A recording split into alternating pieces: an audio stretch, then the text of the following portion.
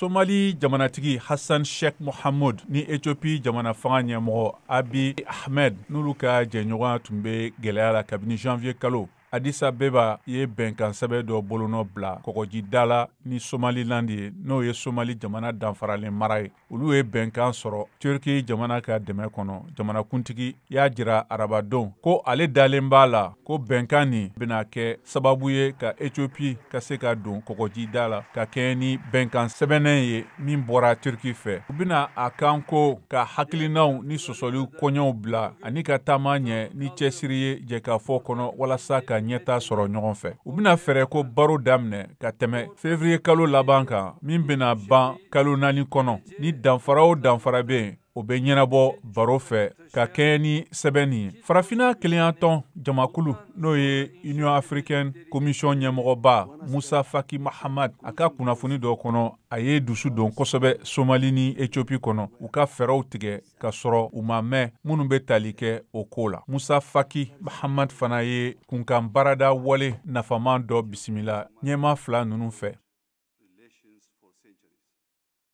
We are not only neighbors, but brothers and sisters